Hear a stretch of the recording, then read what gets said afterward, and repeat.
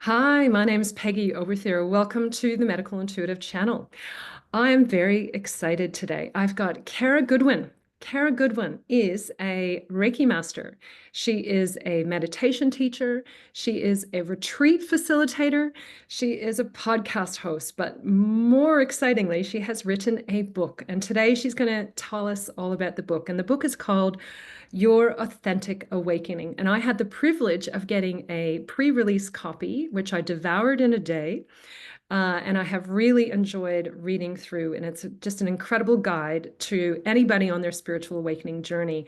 It's the book that I wish I had read 6 years ago when I started on this process. And I have a lot of clients who are working with me who are just on the beginning of their journeys, which is why I thought it would be really good to have Kara here to tell us a little bit about her book and her journey. Thank you. Thank you so much for having me, Peggy. I'm really excited to be here and I'm so glad that you got so much from the book. So thank you so much. Amazing. So, can you tell our audience a little bit about your journey to becoming, well, all your titles here, actually, because it's Yeah. pretty incredible. Now, I've read a bit about it in the book, but I would like for you to share with the audience. Yes. So my story starts like a lot of people's journeys start with tragedy. I was kind of thrust into the my life turning upside down very, very quickly. I was actually living abroad. I live in America and I was in Italy, and I'd been there, I think, for 2 years. And all of a sudden, just in very rapid succession, very close members of my family started experiencing different tragedies. So it began with the suicide of my sister-in-law, who was one of my closest friends, and that was just devastating. I mean, that would have wiped me out on its own. 3 weeks later, our dog died. A few weeks after that, my stepdad was, well, he throughout this, but he ended up having surgery. He had spinal stenosis, so that there was a very delicate surgery on his brainstem. And anytime you're dealing with somebody's brainstem, you don't really know like what the outcome's going to be. Luckily, he really did have a very good outcome, but he was very the progression, the what would you call that? Degression Mm, before the surgery was really alarming. mm, Um, a few weeks after that, my stepmom, no, sorry, my mother-in-law was hit by a motorbike while she was crossing the street. So this is a woman who was grieving the untimely death of her daughter, and mm, then she's in the hospital recovering from that for a while. And then my stepmom ended up in the ICU. She had been dealing with a heart virus for years, but she'd been dealing with it beautifully. mm, And all of a sudden, they kept saying, you won't be able to keep up with this forever with diet and exercise. But you would never know looking at her, mm, that she was had under any kind of illness, but suddenly she was in the ICU. And she moved to the top of the heart transplant list, and she got a heart transplant by US Thanksgiving of that year. So my sister-in-law's death was in May. My stepmom had her heart transplant by the end of November. And we're living in Italy. My in-laws are in England. My family mm, is in the US. So, and I'm caring for my young children. My husband travels a lot with his job. mm, So you feel just like so mm, helpless. You want to be with these people that you love while they're going through such a hard time. mm, And, you also have to be there for like your very dependent children. And it was just a really, really hard time. And mm. I remember like riding the bus in December of that year, and I was like, it is still 2016. How is it still Oh, 2016? I think wow. I have lived like 30 lives in this year, Mm, from since May. mm, I couldn't fathom how it was in the same calendar year as when all of that kicked off in May. mm. And it really got to the point where I didn't want to answer my phone when the Wow. phone would ring because, Mm, I learned very quickly that if somebody actually called me, it was because it was something that they couldn't text. And so, Mm, and it kept happening over and over where I would think, like, don't be afraid to answer that. You know, my dad's mm, calling me. Don't be afraid. You're being silly. He just wants to see how you are. No, he's calling from the hospital because, yeah. this woman that I love so much is in the ICU. And Mm, so because of that, I really felt like I needed a lifeline. Um, I just, and at that point, we just had you on my podcast and you were talking about your journey before your awakening and your beliefs and things like that. And I, I was kind of agnostic. It wasn't necessarily that I was an atheist. Like I hoped that there was a God, but I didn't mm, really feel like I was on God's radar. I felt that I mostly had a very charmed life, living like this Mediterranean, getting cappuccino after I dropped my kids off from school, like, and there are wars happening and there are people who are really, mm, really suffering. And even though I was suffering, I really felt kind of unworthy and like, mm. I'll get through this. Like you focus on, like, as though God has these limited resources. Yeah. Um, but I did throw you know, this prayer out after I dropped my kids off from school one day, and I was just like, I need you. If you're there, I need you.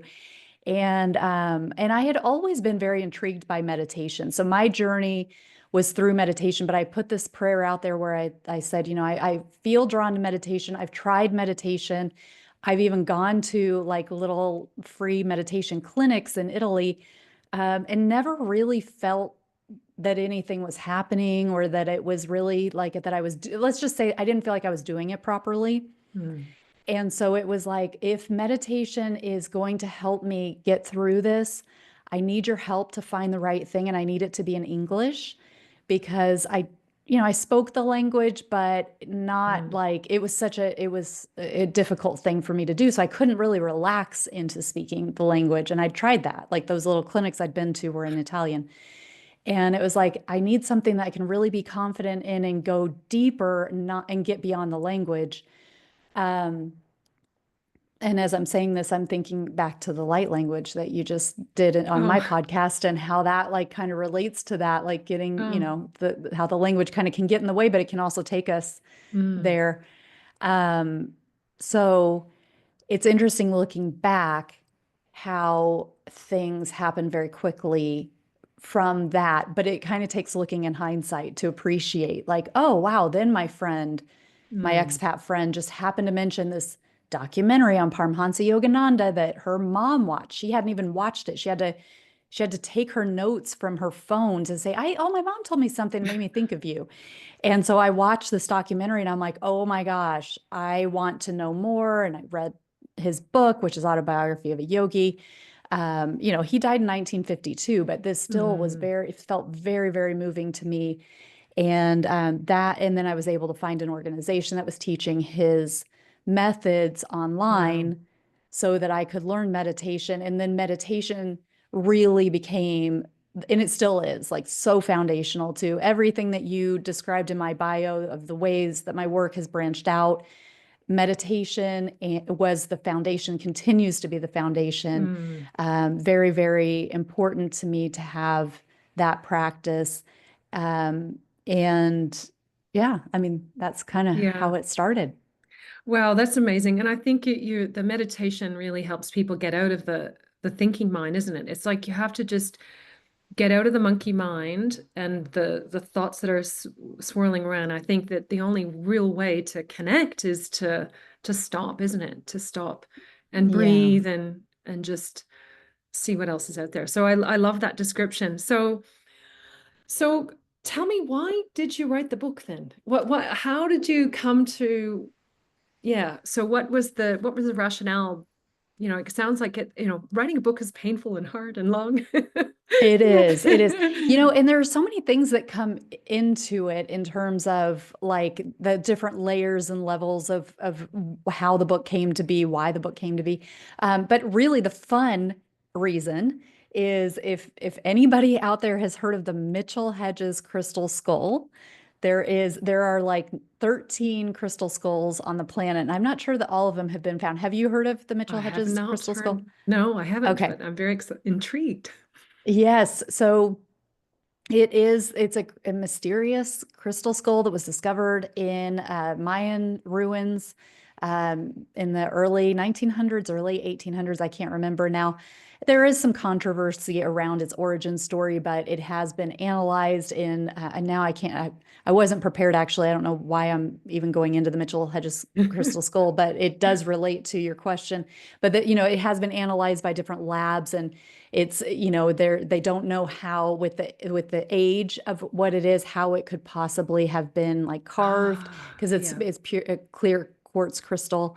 But I somehow just it fell out of the sky that I had this opportunity to have a private session, a ride with the I'm using air quotes if you're just listening, with the Mitchell Hedges crystal skull, and it was a very fortuitous experience. That experience in and of itself really kind of launched me in a lot of different ways, because I met somebody named Ruben Langdon, who is the creator of Interview with Extra Dimensionals.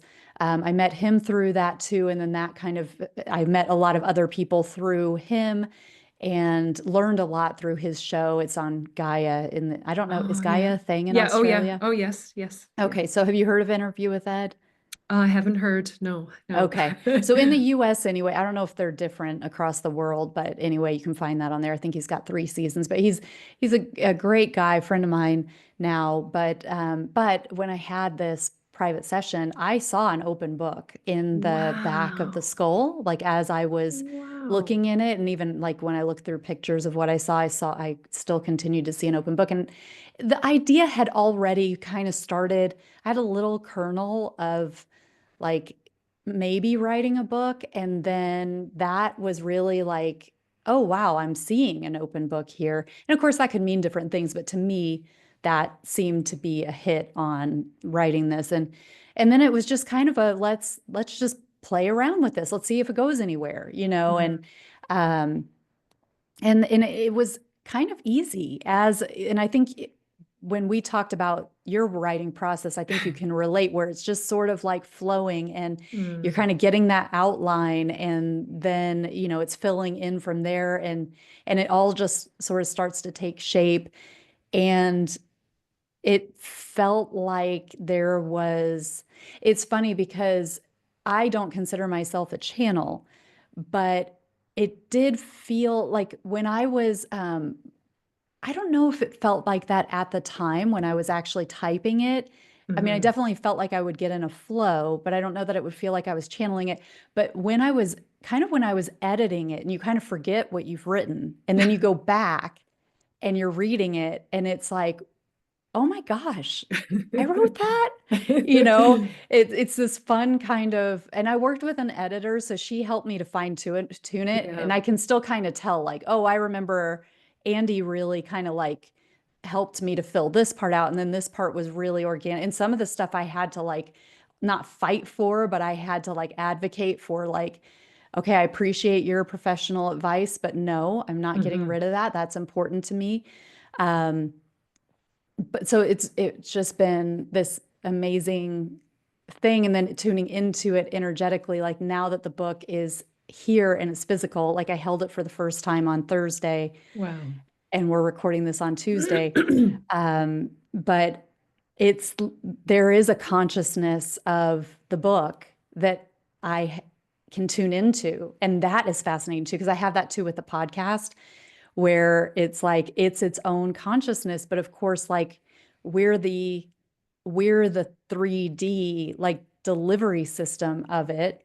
And and I don't feel that either of those things are separate from me, but they Yeah. have their own signature, and they have their own, I mean, they literally have their own consciousness. And that fascinates me too. And I Yeah. can't really explain that in a very, you know, not crazy way, but it's Ex- true. Exactly. So so tell the audience a little bit about the structure of the book and the contents, because I mean, for me, one of the things I actually loved about it is the start where you just start with basic definitions. So actually, I'm gonna start there before you go on because I love that you just had a definition of, higher self and collective consciousness. These terms are thrown around all the time, and if you go down the podcast rabbit hole or the webinar about like me, and then you're like, hang on, what is higher self? So tell, I think from your definition of higher self, and if you could just, yeah, the two definitions that I really loved were the higher self and the collective consciousness of things that kind of really clarified and the way you simplify it. So, and the Yeah. difference between vibration and frequency, I really like that one too. But tell, I think that the simplicity of the book is that it starts off with just like, you know, Here's what we're talking about. here's what we're talking about. Yeah. Yeah. Yeah. Well, thank you for that. And that's one of the things, like, I think that we do cross terms a lot. Different people, different teachers, different lineages have different language, but they may be using the same words Hmm. to talk about, sorry, they may use different words to talk about the same thing. And Hmm. I don't see like a right or wrong with that. Some people, I've heard people say like, oh no, spirit is like way high up, that encompasses like your monad and your higher self and it's like way up there. That's how they see spirit, whereas somebody else may think soul and spirit are interchangeable. And Mm. I see the soul as being like really Mhm. connected with the body, the personality, like this incarnation. Yeah. So the way that I explain Oh, higher yeah. self is it's like the level, the spirit level, like above the human.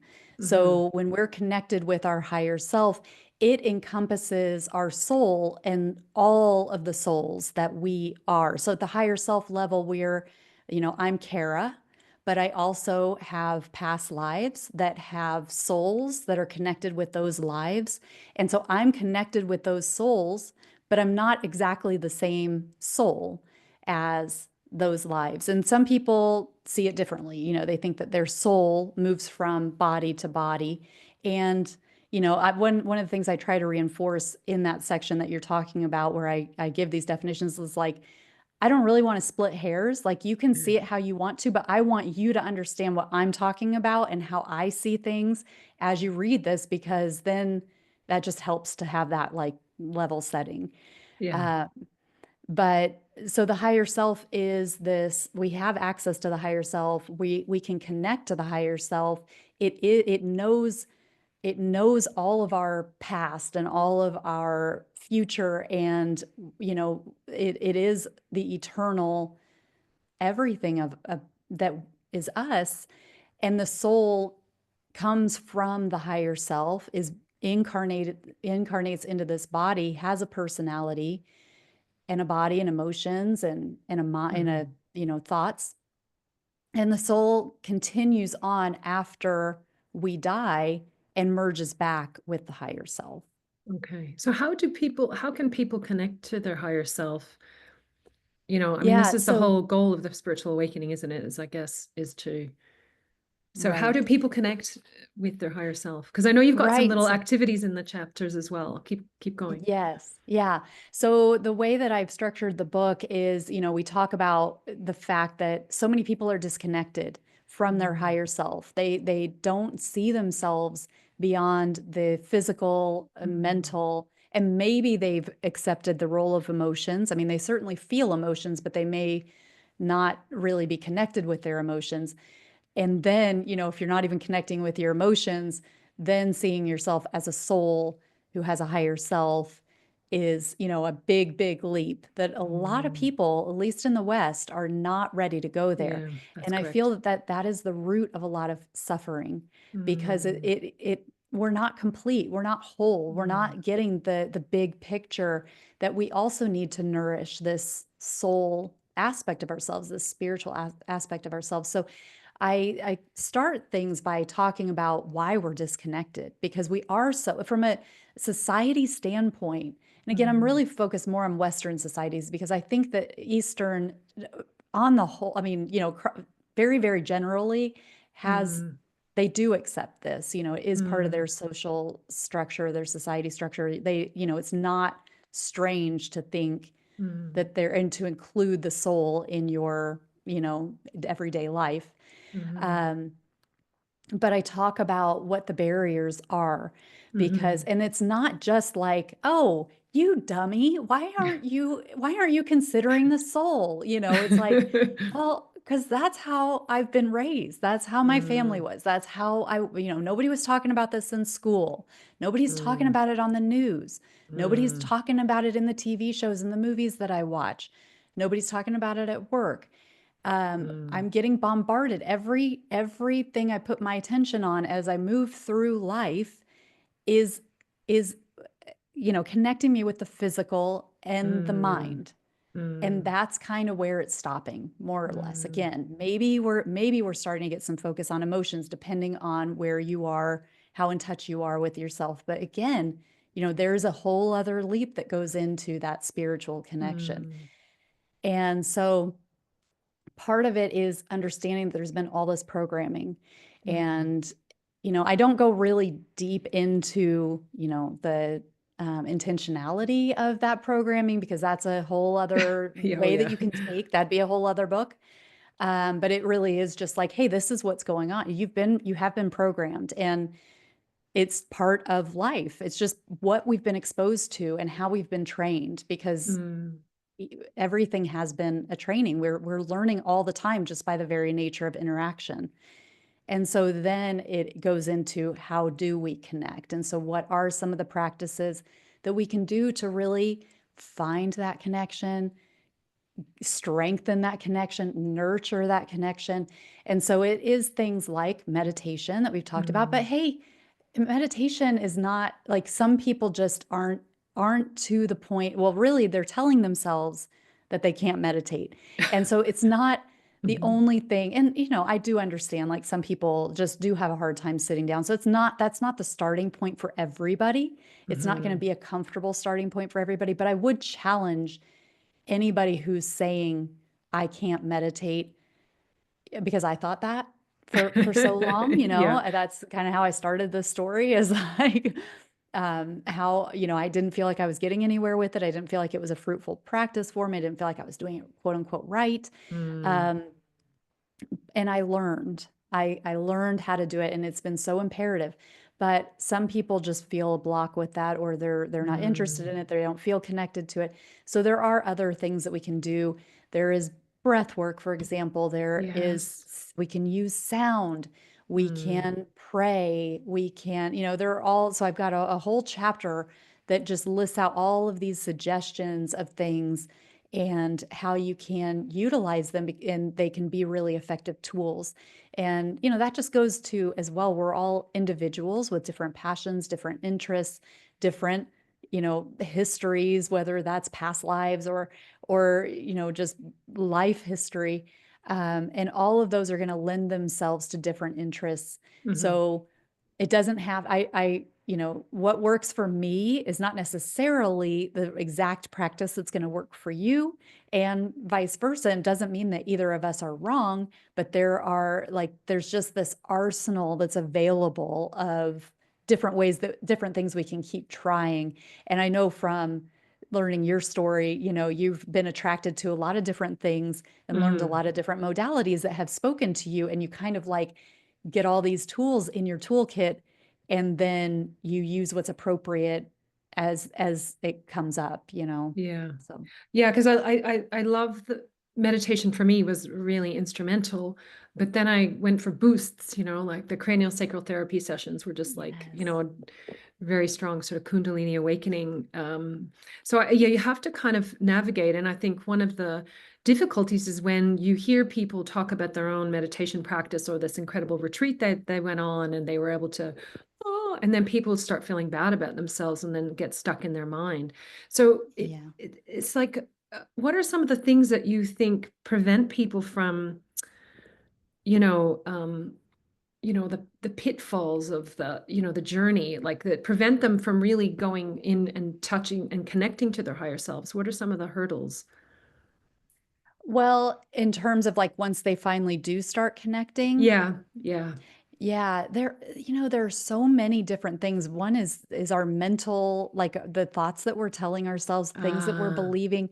catching, like it's so important to catch our thoughts and be Mm, mindful of what we're thinking. We can convince ourselves, or I think it's really natural to think that we're creating our thoughts. mm, And there's really interesting evidence and that are we're tuning into them, that the mm, brain is actually a receptor, like a receiver, rather than a generator. And mm. so if you think of like Wow. a radio dial, and you especially like the older cars where, you'd have that like the Yeah. numbers and you'd have the little like the dial and you could actually see the little red thing moving across the numbers. And you're tuning in to find the station that you want to listen to, and it's at a frequency. Ah, And that is actually, I believe, how our brain is working. And I remember the first time I came across that was Dr. Larry Dossey, oh yeah. was talking about the brain being like, whether you think of it as a receiver or like a filter, but it's just Mm, tying into, you mentioned before the collective consciousness. And so what is the collective consciousness? And that would be this energetic field that we're all linked up to. mhm. We're receiving from it and we're contributing to it. But our thoughts are coming from this collective consciousness, and it's what we're tuned into, but Ah, we don't recognize that we're doing it, so we think that we're creating these thoughts. And this is why we can have like there's so many phenomena of inventors across the world who are inventing the same thing, and they're not connected at all, but they're mm, getting the same idea. And then it's sort of a race to like who gets the patent, or who gets mm, to run with it. But they're mm. having these same complex ideas. And it's like, well, is that, or songs, so like creative people get into this too, or it's like, wait, that's my song. And how did you find my song? Because it's not even out yet, and it's like, Yeah, but this just wow. happens. I remember, what's her name? Elizabeth, Oh, I oh, know. Eat, Pray, Yeah. Love. Yeah, yeah, yeah. Elizabeth Yeah, yeah. Gilbert. Liz Gilbert, thank you. Yeah. Talking about, she was actually talking about somebody else. It might have been Anais Nin, but was lived on a hill in this old house and out in the middle of nowhere. And she'd be out hanging her laundry on the clothesline.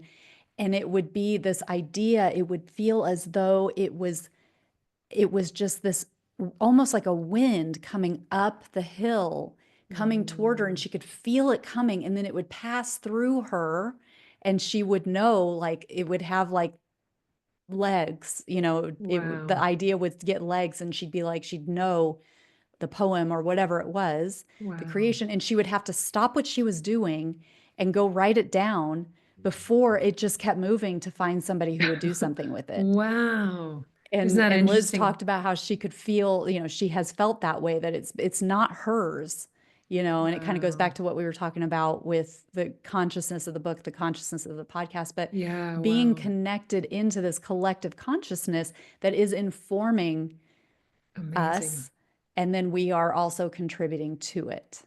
Amazing. Amazing. I I loved the chapter you dedicated to the power of the heart. Um, Mm. so I speak about the heart and the heart space all the time. But what do you think is like, what is the role of the heart in your spiritual awakening journey? Yeah, I mean, it has so, again, levels and layers. Like for me, when I think of the heart, I think of a gateway. Like I think of Mm, it as like a stargate. It is this like portal that mhm. connects us. So when we talk about the higher self, when we were talking about we may have different like lives that we've lived in other places. The I believe and I've experienced that the way to connect with that is through the heart, that it energetically, it really is literally a portal to other um, times, other places, other spiritual energies. Yeah, But it also is, it is where we experience love and compassion and forgiveness and when we're tuned, and there's just this really interesting duality, like kind of duality, or like two sides of the same coin with the heart that I find fascinating, because those are such powerful frequencies to be in. Mm. And so we might think, well, how do I feel those? How do Mm. I feel love and compassion and forgiveness if I'm not feeling it organically? And it's this, like, if you pay attention to the space, like the heart energy, the space in your heart, that it is holding that frequency. So we can draw our attention, like drop our awareness into the heart, and it helps us to tune into those frequencies. And likewise, of course, when we are feeling like, when something seemingly outside of us is making us feel love, or we're like, oh my gosh, I feel so much compassion for what that person is going through, Mm. or I am forgiving this person who has done something to wrong me, but it's time now, and I really do feel this forgiveness. I feel this acceptance. And but so when we're feeling that, and it's not like we're trying to feel it, but it just is what we're in, that Yeah. is making the heart activate, and it's making, just meaning it's strengthening the energies that are flowing from the heart. And it's like cleansing our field, and, Yes. and flooding our whole system with heart energy. But it's a very, very powerful Mm. energy. And the Heart Math Institute has done some remarkable Oh, yeah. studies that is, that measures the energy of the heart and the electromagnetic field, and how the heart, actually, there are more receptors going from the heart up to the brain than there are from the brain to the heart. So I know Incredible. when I went through school, we were always taught, like, the brain is the command center, and it's Yeah. sending all these signals. And, it is sending signals, but the heart's sending innumerable more signals up to the brain than what the brain is sending to the heart.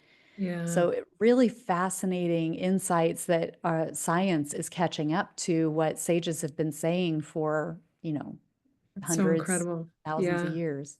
I Yeah. love that because when, people think that meditation is all about quietening the mind, it's it's actually about dropping into the heart. It's actually, Yeah. it's like you're not just quietening the mind. And I love that activity that you described of just focusing on the heart space, which is quite hard for people. But there's so many guided meditations, and I know you run meditations and guided meditations to help people connect with their heart space. I think it's the key for spiritual awakening, really, when you're living from Yeah. there, because then you're trying to get away from your ego, right? Yeah. Yeah. So, Right. yeah. So what do you see are some of the blocks that people have to be able to connect to their heart or have their full spiritual awakening? Like I think you spoke about it before, but I'm wondering specifically about the heart. Like, what do you see? How, because I see in clients when I tune into them, I can see like, oh my God, this guy's got like cotton wool completely around the heart space. Like, it's like there's no penetrating that heart, right? Mm. So these protective layers of there's grief, there's, how do you see you know, how do you help people with the blocks, or what are some of the activities that you suggest for people to connect to their heart besides Right. just Yeah. tuning in? Yeah. Yeah, because like you say, there are all these qualities that are disconnecting us or hardening the heart. Yeah. Like you mentioned, grief, anger, resentment, Oh, yeah. those kind of those things where we're really holding. I mean, I know so many people who are holding on to something that happened years, decades Wow. ago, and it's still, I had somebody say to me a few months ago, they're like, oh, I never forget. If somebody wrongs me, I never forget. Wow. And she was so proud of that.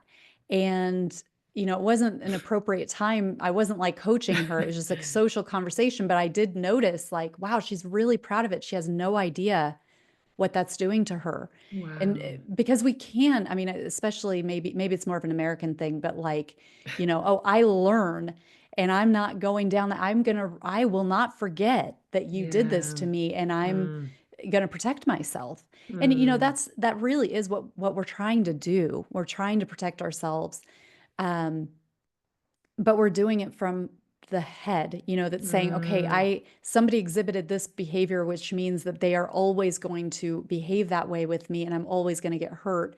And so I better not engage with that person. And so it's, I can understand how people do that. mhm, Um, so we really need to understand what we're doing because that mm. anger is hurting her. It Yes. hurts us when we won't let go Yeah. of these wrongs.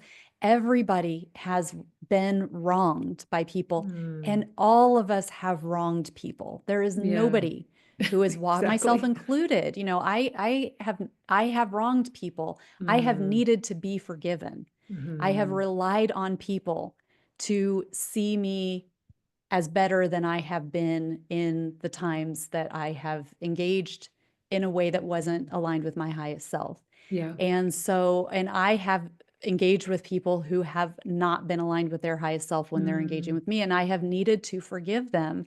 Mm. And it helps me so much to remember that I've done things like that too. Yeah. Even if I would do anything I could to not do something like that now, I still, I've had to learn. I've had to learn through trial and error.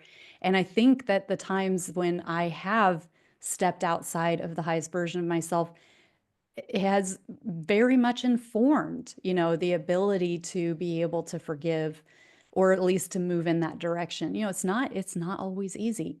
No. So, um, but it is so imperative because when we're really holding onto those wounds, especially the really old ones, that the person who wronged us, they're very likely they're not holding on to it anymore. Or, maybe Mm. they are, but your anger is not, it's not stopping them. They're still Mm. going about their day. So it's poisoning.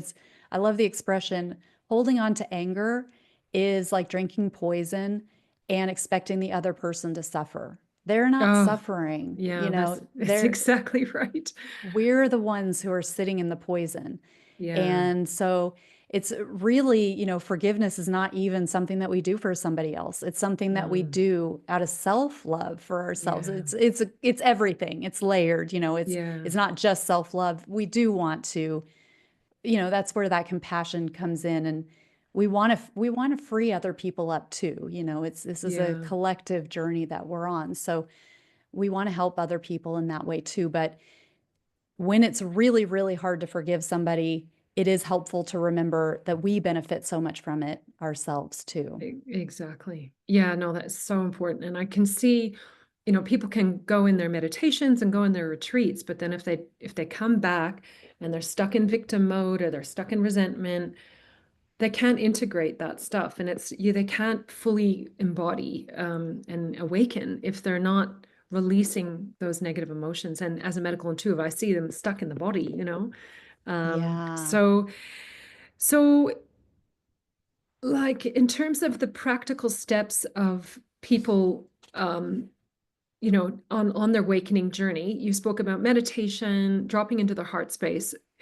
And I think we're almost running out of time, but if we can perhaps besides buying your book, which would be a really good practical step for anybody on their spiritual awakening journey, um, what are some of the other things people can do to help with their spiritual awakening? Some of the things that I love the most is just talking to my guides. And I Ah, don't have the gifts that you have where you have so many like visceral experiences that where you're like experiencing the energy in the physical. I have that some, but I don't consider myself psychic, for example. Um, so it takes my imagination, and that's something that I talk about in the book too, because I know early in my journey, it was like, is this real or is this imagination? Am I imagining this or is it real? And it was such a block. That was one of the big Mm, blocks because I needed it to be so black and white, and it's not. It's not black and white. We mm, need the imagination to help carry us in, and through the allowance of the imagination, we experience things that it's like, wow, that was really visceral, or that, I felt, things, sensations mm, on my body, or I'm getting these chills, or I'm seeing light, or all of these things that start to come up. But it comes through that relaxing into mm, allowance which means we're not going to shut things off and label them and judge them right away as imagination or real. Mm. Um, but all of that to say that I love to talk to my guides. And usually this is part of meditation, but I try to remember to do it even throughout my day, even, just inwardly. It doesn't have to be, speaking if that's not comfortable or appropriate. But, like I just arrived back from Sedona last night. Wow. And when I was driving to get to the airport, because Sedona is like 2 hours from the airport, and I hadn't had time to meditate because I had to get up at like 5 in the morning, and I just didn't prioritize it in so that I could get to the airport and also get some sleep for that 2 hour drive. Um, so I just like I was kind of listening to music, and then all of a sudden I was like, "Oh, I want to talk to God, so I turned the music off, and I was just like expressing gratitude, like, thank you so much for this weekend, and the support of Sedona itself, and Wow. the people that I met, and just kind of going in, and then what I want help with, and please set the path for me for this, and help to remove obstacles with this. And but it's really this, it serves a lot of purposes. I guess you're going to hear me say a lot on this in this episode. There's so many layers. Everything is layers. I see so many layers and patterns with so much. But but I love the connection, but it also helps me to remember myself as Mm. spirit, because even though like my spiritual aspect of myself is so important, I'm a mom, and I'm a wife, and Mm. I have responsibilities. I'm very busy all day, and it's Yeah. really easy for me to just be like, what's the next thing? What's the next thing? I mean, I think I have 20 things on my to-do list right now that I'm trying to blast Wow. through. And so it's like it can be really easy for me to just be like, I am just trying to get to the next thing. I'm trying to get that done and that done and have time for this and that. And to feel like, and to just totally forget that I'm Mm. this eternal being, who's having this human experience. And I I'm, love it. so that remembrance, like that talking, that, and it can feel like a remembrance where I'm like, oh yeah, I have guides, and God's here, and I have a higher self. Oh my God. For like hours, I just completely forgot about that. So Yeah. talking to them is one of the ways that I like to do that. I love it. And that's one of the instructions I tell some of my clients. You have to say it out loud, just and ask for help. Like, Yeah. just say it and connect. So that's very, very good advice. Oh, there's so much more we could talk about with your beautiful book, and I think we're just going to have to leave it for people just to buy it. So, what else what are your offerings and what's coming up for you, and where can people connect with you? And where can people Oh, buy your thank you book? so Yeah, much. go Thank ahead. you, Peggy. I just got a new shipment in because I sold out, Yay! but so here it is. Oh, yay! Um, because you didn't get to see the physical. I think I No. sent you the cover, but um, it's it's available for pre-order on barnesandnoble.com or .co.au. I'm not sure how it would be Yeah. there. But I think Barnes and Noble is global, right? I was Mhm. just talking with somebody about that. So you can pre-order it now. Um, if you're in the continental US, you can go to my website, which is karagoodwin.com, and I spell Kara with a K. And you can do /book, and that will take you to the site. You can get a signed copy with free shipping right from the site, and you can get that now. So Nice. that's like you can actually have it shipped to you, but I can't send it internationally. I sent it to somebody, like somebody in my Okay. family in the UK. I just shipped it today, and it was way more $30. than the book. Yeah, it was $30. And I was Yeah. like, okay, I This is love not you, gonna work. Liam. Yeah, you can have this, but that stops now. And Yeah. I Yeah, could no, just fair can't, it enough. doesn't make sense. But it will be available April 21st everywhere. So it'll be on Amazon, it'll be on Barnes and Noble, and wherever you like to get your books, you'll be able to find it there. But you Excellent. can pre-order it on Barnes and Noble now. You can't pre-order it on Amazon. For some reason, I'm trying to work that out with my publisher, but um, and because it is a mistake. So maybe tomorrow it'll be fixed, and you can also pre-order on on Amazon. And then Amazing. my podcast is Soul Elevation, so you can find that everywhere. And karagoodwin.com has all my stuff. And I tend to be most active on Instagram, which is Kara_Goodwin_meditation. Amazing. Amazing. So I'll put all those links in the show notes so that people can know where to find you. And it's just been wonderful to connect with you. I have all our emails back and forth to get to this moment have been worth it. And I Yes. hope our audience have been able, I can't highly recommend this book enough, actually.